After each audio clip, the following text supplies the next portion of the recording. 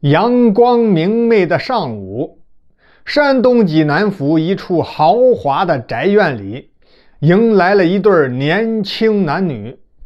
来者并非旁人，女人是本宅主人的大女儿，名叫宋月牙，身边是她的丈夫，名叫曹一包。这夫妻俩今天回娘家来，有一个重要的目的，给妹妹月娥介绍一门亲事。就听宋月牙开口说道：“爹娘，真是天大的好事呀！现在只要你们点头，马上就跟知府大人是亲家了。您想想看，有了这个靠山，以后还会有做不成的生意吗？”听完大女儿的话，宋老爷用手捋了捋花白的胡须，眉头一皱就说：“好倒是好，只是你小妹刚刚14岁，不到婚配的年龄，恐怕此事还是等到明年再说吧。”爹，您以为知府大人是普通人家吗？说等就等您1年？我是好不容易说的知府家那刘公子动了心，机不可失，时不再来呀，爹。其实呀，这宋月牙如此着急想让妹妹嫁给知府的儿子刘麒麟，是另有目的。宋月牙的父亲是济南府首屈一指的富商，但是这宋老爷膝下无子，只有2个女儿，将来的家产自然是留给月牙、月娥姐妹2个。而宋月牙的婆家公爹就是个普通看病的郎中，她的丈夫子承父业也是个郎中，虽然生活无忧，但要想荣华富贵是不可能的。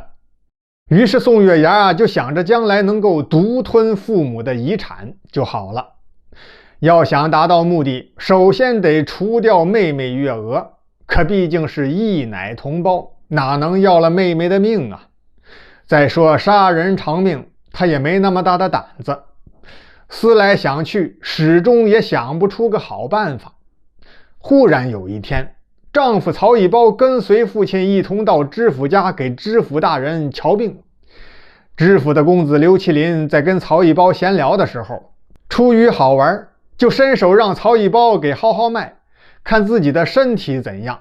结果曹一包这一号脉可不要紧，被吓了一大跳。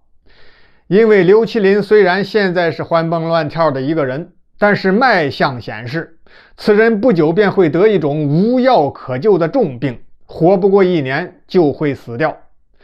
但是曹一包心中暗想，不行，我可不能实话实说，要是如实相告，轻则被骂出去，重则有可能被关进大牢也不好说。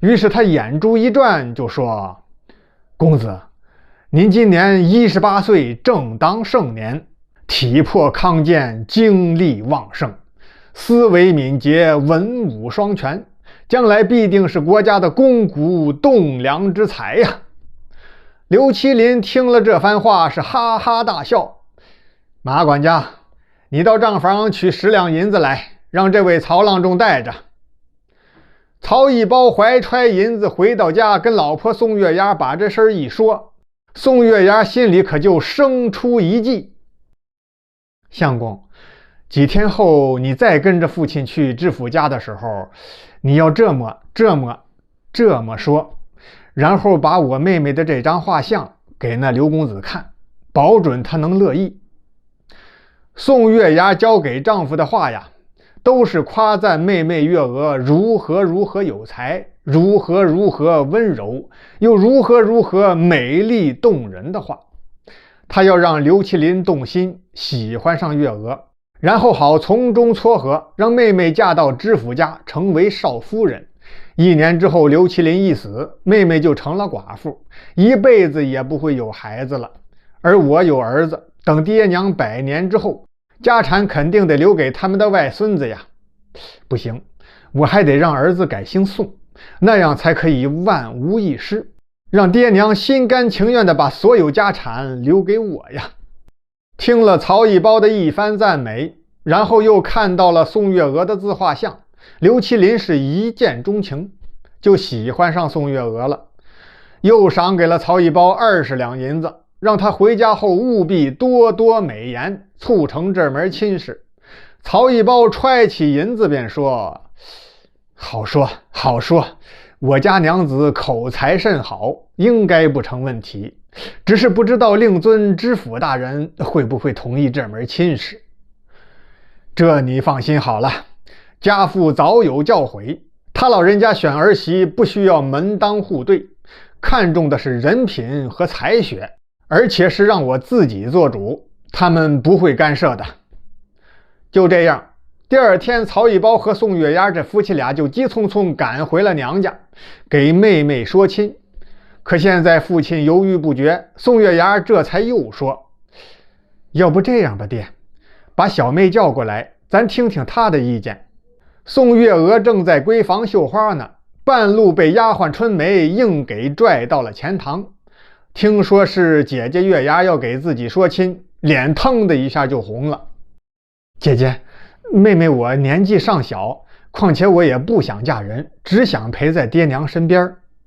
哎呀，妹妹，你先别急，看完这个再说。说着话，宋月牙由打袖管里取出一轴画卷，打开一看，正是妹妹月娥的自画像。画像旁边有人新题了一首诗。宋月娥抬眼一看，呀，好诗呀，好字，好字呀，好诗。宋月牙趁热打铁：“小妹你知道吗？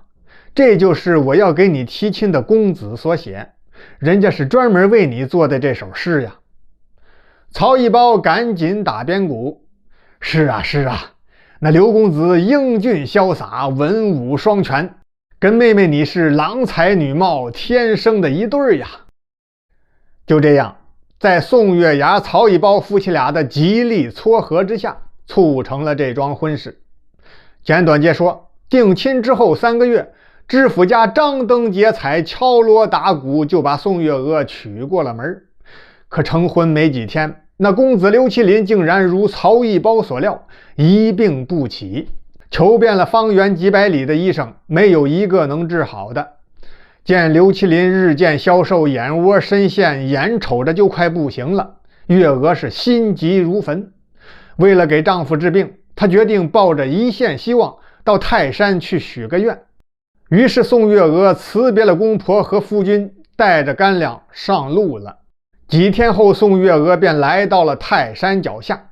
为了表达诚心，她一步一叩首往山上爬。在接近山顶的一个寺院里，跪在大殿许愿的时候，一位僧人主动上前搭话。宋月娥便将自己的经历和此次前来许愿的目的讲述了一遍。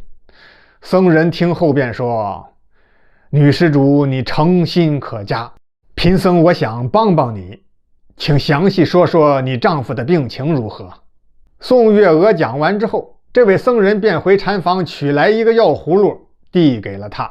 “女施主，这里有10粒丹药，一次1粒，早晚各1次，让病人服下，5日后就应该没事了。”宋月娥拜谢之后，回到济南家中，按要求给丈夫服下丹药。